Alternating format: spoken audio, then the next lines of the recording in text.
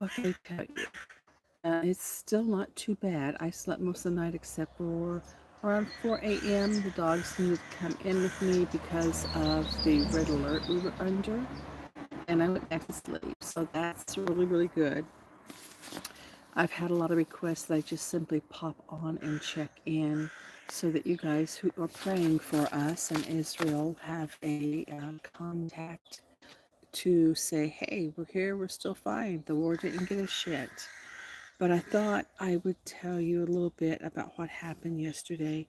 We did have 8 impacts. There were like 4 in Haifa and 4 in Tel Aviv.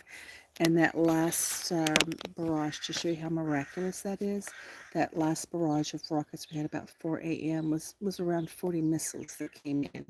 So that we only had very few impacts during the barrage of those missiles is quite miraculous. I don't know if people really understand how miraculous it is that things are not so totally destroyed in Israel. Don't get me wrong.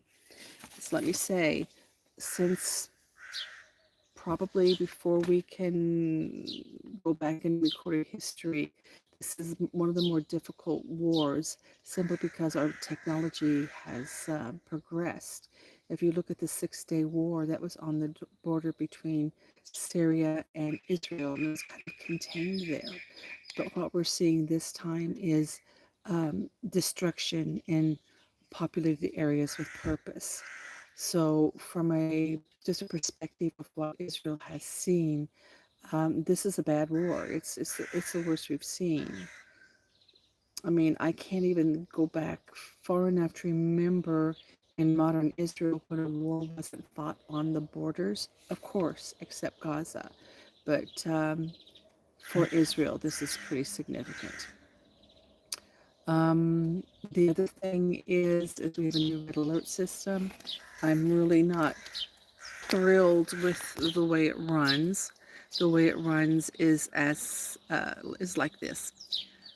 When the missiles are launched, they basically set off a nationwide alert. I mean, when they're that far away, you really can't pinpoint where they're going to land. So we get this massive alert. My phone vibrates, the flashlight comes on, it makes a kind of an alert sound, but not a shrill one like a siren. And we know we have 10 minutes and we're supposed to relocate ourselves closer to a safe area. Then 3 minutes ahead of impact, we get a siren alert, a short one, that tells us we're 3 minutes out from impact and we should be in our safe place, our protected place by then. Then you may or may not get a third alert because by then they can pinpoint where it's going to land.